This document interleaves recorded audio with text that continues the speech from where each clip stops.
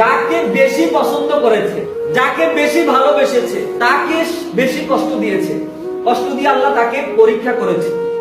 যুগে যুগে এই পরীক্ষা ছিল। হযরত আইয়ুব আলাইহিস সালামের সমস্ত শরীর পচে গেছে, শরীর থেকে পোকাগুলা ঝরঝর করে জমিনের ভিতরে পড়ে যায়, আবার এগুলাকে তুলে তুলে শরীরের যেই জায়গা থেকে পড়ে সেই জায়গার ভিতরে বসায়া দেয়। আল্লাহ তার চেহারাকে বসায় না।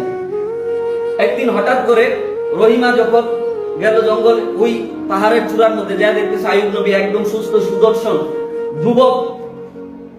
রহিমা অবাক হয়ে আসে, বলতেছে যে এই জায়গার মধ্যে একজন এই রোগী ছিল, আপনারা কি তাকে দেখেছেন? যার শরীরের মধ্যে পোকা, শরীরটা পচে গেছে।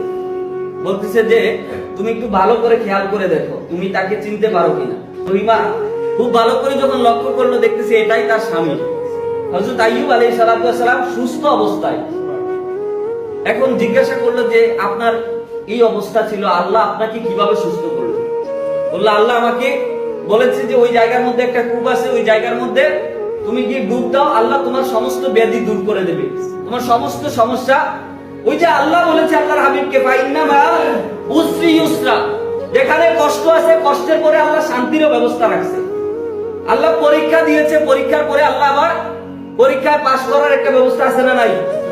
ওই জায়গা থেকে ডুব দেওয়ার পরে আমার অবস্থা এখন দেখো, আমি আগের চাইতে আরো সুদর্শন যুবক হয়ে গেছি।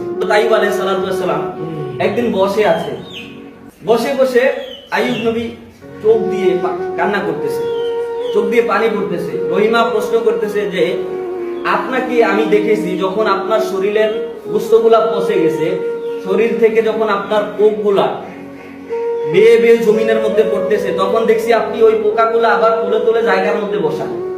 তখনও আপনার মুখের মধ্যে হাসি ছিল, আপনার চোখ কখনো মলিন হয় নাই, আপনি কখনো চোখ দিয়ে পানি বের করেন নাই, আপনি কখনো কান্না করেন নাই।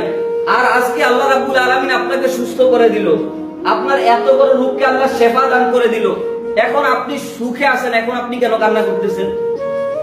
হযরত আইয়ুব আলাইহিস সালাম বলতেছে যে আমি যখন আমার শরীরটা যখন পচে গেছে, আমার শরীর থেকে যখন পোকাগুলা জমিনের মধ্যে পড়ে যায়, আমি যখন এগুলাকে তুলি আর হাসি, আল্লাহ রাব্বুল আলামিন আমাকে ডাক দেয় কুদরতি ভাবে। ডাক দিয়ে আমাকে বলে আইয়ুব তোমার কি কষ্ট হচ্ছে? আমি আল্লাহর সাথে কথা বলি, হাসি দিয়ে বলি না আল্লাহ আমি ঠিক আছি, আল্লাহ আপনি আমাকে যেই অবস্থায় রাখছেন আলহামদুলিল্লাহ কুল্লি হাল, আমি সর্ব অবস্থায় ভালো আছি। এজন্য আল্লাহ যখন ডাক দিত, আল্লাহর নুরানি জবান মুবারক কুদরতি জবানের ডাকটা এত সুন্দর লাগে। আল্লাহর সাথে যখন আমি কথা বলতাম, আমার চেহারার মধ্যে অটোমেটিক হাসি চলে আসে। আজকে এতদিন যাবত আমি সুস্থ হয়েছি, আল্লাহ আমাকে সুস্থ করে দিয়েছে, আমি সুস্থ।